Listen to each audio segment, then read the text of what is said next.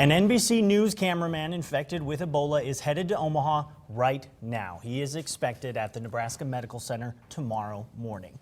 We have just learned tonight Ashoka Mukpu will land at Eppley Airfield at 8:30 tomorrow morning. Good evening, I'm Kelly Bartnick. I'm Megan Matthews. Officials with Eppley tell KMTV the aircraft will arrive at a remote location. It will not be in the terminal or any public area of the airport.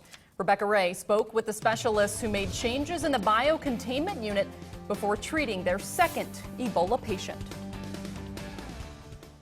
Hours before the arrival of Ashoka Mukpu, the Nebraska Medical Center's next Ebola patient, and the hospital is preparing for round two, slightly different. Some of the decontamination steps we're taking, we're still doing them, but we're cutting things into smaller pieces so that they're easy to dispose of. Overall, specialists took notes on the transportation process for Rick Sacra and will apply many of the same techniques. Well, we've been practicing this for a number of years, but doing it live with a patient, the first time we did it was with the previous patient. The previous drills were directed towards a local patient. So the benefit that we have now is we have quite a bit of lead time to plan and prepare for how the patient will be received. Those plans include pre-draping the inside of an ambulance with plastic. From the time of arrival, every person to have direct contact with the infected patient will wear disposable suits, including Mukpu. The patient's entire face will be covered as well. To make the transition as quick and safe as possible, nearly a dozen first responders will help transport Mukpu, including the Douglas County Health Department, Omaha Fire, and the Nebraska State Patrol. We're prepared so that once the doors of the ambulance open up, that from the time he exits the ambulance to the time he enters the unit will be about a minute. The Nebraska Medical Center will not give specific information about where Mukpu will arrive. They do say he's expected at the hospital tomorrow morning. Rebecca Ray, KMTV Action 3 News. The condition of the Ebola patient in Dallas, Texas has taken a turn for the worse. Thomas Eric Duncan is now in critical condition. The Liberian man developed the symptoms of Ebola after arriving in Dallas on September 20th. The CDC director, Tom Frieden, says people's fear, especially medical workers, will help stop the virus from spreading.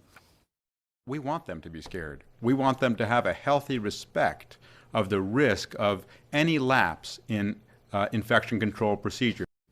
Authorities have tracked down a man who rode in the same ambulance as Duncan before it was decontaminated. Duncan is the only person known to have developed Ebola in the U.S.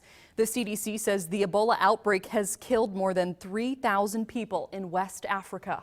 The missionary cured from Ebola at the Nebraska Medical Center is out of isolation tonight. The CDC confirmed Dr. Rick Sacra does not have Ebola. He went to a Boston hospital yesterday worried about pneumonia. Doctors say the return of his Ebola is highly unlikely. Nebraska 1, Ebola 0. Just 1 week after Dr. Rick Sacra left the Nebraska Medical Center with a clean bill of health, he is again fighting a battle. Sacra checked into a Boston hospital over the weekend with a fever and a cough. I think he has, like many people, an upper respiratory infection, a cold, if you will. And that's likely what's going on. Once you have it, like many viruses, you get rid of it, it never comes back, you have immunity. That has been the case for every other case of Ebola. So that's why I don't think he has Ebola. The medical missionary contracted the dangerous virus in August, treating pregnant women in Liberia. He spent nearly 3 weeks at the biocontainment unit of the Nebraska Medical Center before his September 25th release. He spoke with reporters 1 day before he went back to the hospital. This is an infection which there are no books written about how do we treat this infection in an advanced medical setting. Massachusetts doctors say the virus and extensive treatment may have weakened the 51-year-old's immune system, leading to this latest health crisis. Sacra's family, including his wife Debbie, are not showing any symptoms of Ebola. We're going to give him the best possible care. I think once we get the okay from the CDC, he would go out of the isolation room, but then, depending on his condition, we'll decide what's best for him. Doctors say Sacra is in good spirits and doing better today than he was yesterday. You can also follow the arrival of Omaha's second Ebola patient on our website, KMTV.com. After a night of fun at a skate rink, an Omaha family walked to their car to find someone else in it. The Morgan family had just wrapped up their night at Skate Days near 132nd and B Streets. When they walked to their car to go home, They found a man sitting in the driver's seat. He started locking all the doors, shoved the key in and took off. We tried punching windows to, I don't know, disable him. My husband jumped on the hood. He jumped the median and it's gone. Now, thankfully, no one was hurt during the incident. Police told the family their car will likely be recovered. Police are searching for a suspect wanted in a home invasion who they say didn't find what he was looking for. Just after midnight, officers investigated the home invasion near 23rd and Manderson. Matthew Hill told them he was sleeping when a man with a ponytail forced his way into the home and threatened him. Police say the suspect was searching for someone who didn't even live there. When he didn't find who he was looking for, he left. And when police busted up a fight, they also caught more than a dozen teens drinking. Officers went to 71st and Howard at 2 this morning to investigate a fight disturbance. They found a huge party and cited 19 people for minor in possession. It's a major event every year to support breast cancer awareness. It turns downtown Omaha into a different color, pink. We've learned this year just how many people are in awe of the largest run in Nebraska. They come loud and proud. They walk in flocks of hot pink. They run for a loved one, a sister, a mother, a friend. I'm here to support my sister, who is a breast cancer survivor. They race for a cure.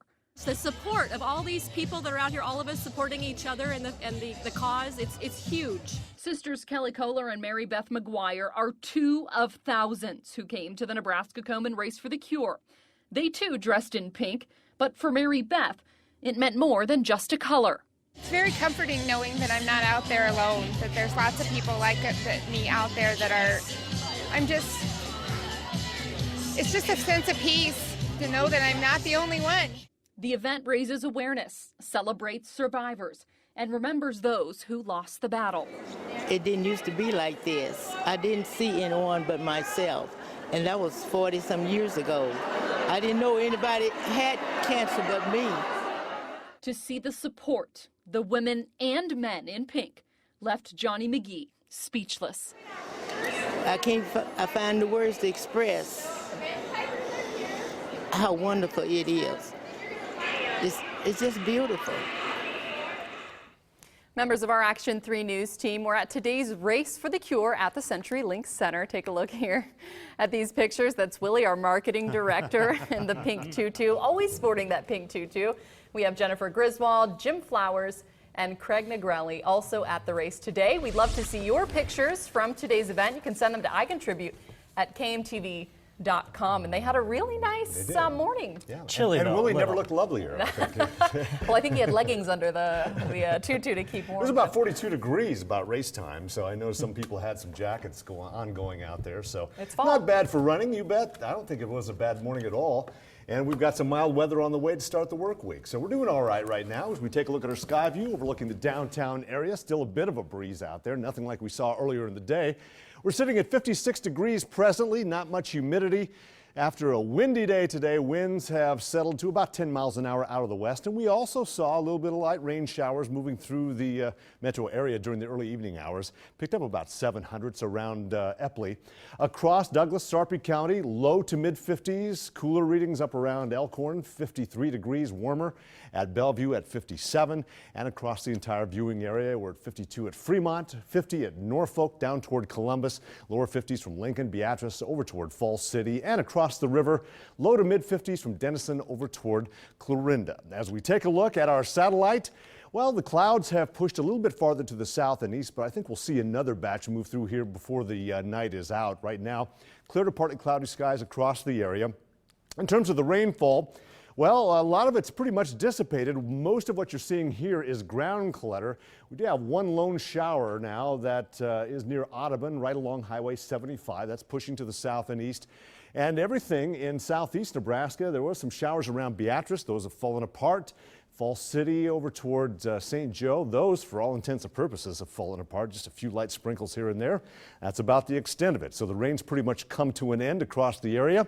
Some little showers scattered about southern sections of Kansas with a few thunderstorms in central sections of Oklahoma, and that's about the extent of it. To the north of us, we have this weak front that's going to be sliding southward tonight as we take a look at our Viper forecast model. It does paint in a few clouds over the nighttime hours, and this is really not amounting to anything, just a very weak front, more like a trough line, elongated area of low pressure. As we look ahead toward Monday, we'll start the day with some sunshine, but you can see as we head into the evening, it's projecting an increase in cloud cover, which we think we are going to be seeing. In terms of the morning temperatures, we'll drop into the mid-40s for tomorrow morning at around 7 o'clock by the time you head out the door to work. And we'll mainly see some sunshine, clear skies to start the day. By lunchtime, west breezes will start to pick up, and we'll be seeing temperatures pushing into the lower 60s by around noontime, and afternoon readings will climb to the upper 60s by the time you pick the kids up from school at about 3 o'clock. Here's a look at your forecast for tonight. We are looking at overnight lows of about 45 degrees, maintaining west winds 5 to 10 miles an hour. Tomorrow, highs of about 72. Not too bad of a day. It will be a little on the breezy side. And then a look at the 7-day forecast, climbing to 75 on Tuesday, starting the day at 48. On Wednesday, a few more clouds, and we will see a chance of some showers on Wednesday as well. 69 for the high, and then we'll see cooler readings as we head into the later stages of the week. Lower 60s on Thursday and Friday with a slight chance of rain on Thursday, and eventually warming to about 67 on Sunday, again with a slight chance of some rain. Mason, age 2, our weather kid, has got his jacket on. He's prepared for some cooler weather tomorrow, and stands cowboy reason. hat. 45. He's got the hat on as well, yeah. But it's going to warm up, so we're good. Yeah, looking good. Back into the low 70s. Thanks, John. You bet. A 9-year-old Nebraska girl raised more than $900 to help the tornado-ravaged town of Pilger. 4th grader Hallie Beller told the Norfolk Daily News she sold homemade bracelets because she wanted to help. Twin tornadoes ravaged Pilger in June. A little girl died. Hallie raised $911 selling those bracelets after church services. The money will go toward helping a family rebuild. Well, that's an amazing story from that little girl. It's a good lesson. Good lesson in generosity.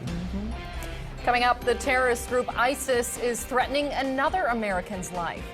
And his parents' message to ISIS and what could be their final words to their son. Plus, Olympic swimmer Michael Phelps is speaking out after his second DUI charge. What his next move is, coming up. When severe